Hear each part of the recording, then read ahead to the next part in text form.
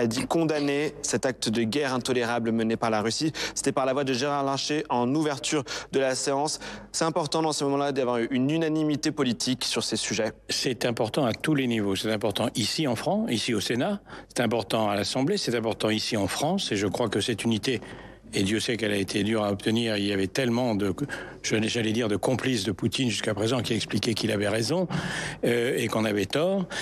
C'est important, mais c'est important bien au-delà, parce que ce que Emmanuel Macron a dit tout à l'heure, c'est aussi le schéma.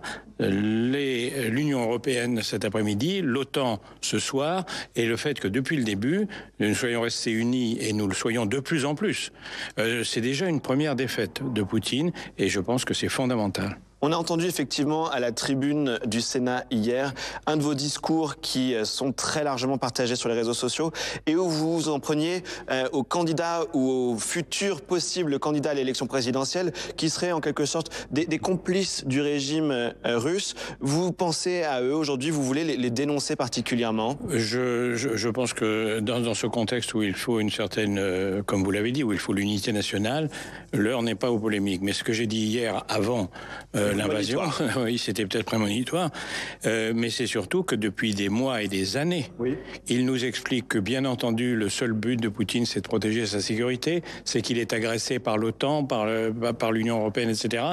Aujourd'hui, déjà dans son discours fou, complètement fou de lundi dernier à la télévision, où tout le monde l'a vu halluciner. On a compris qu'il avait décidé que l'Ukraine n'existait pas en tant que nation, et par conséquent, aujourd'hui, on a compris qu'il allait passer à l'acte et que tout ce que nous ont raconté les extrêmes droites et les extrêmes gauches, de Zemmour à Mélenchon et à Le Pen, était complètement le mot à mot de la propagande russe, et que maintenant, ils sont démasqués. Certains d'entre eux sont en train de faire marche arrière, mais Zemmour continue à dire qu'on n'en serait pas là si nous n'avions pas été en définitive les agresseurs et les menaçants.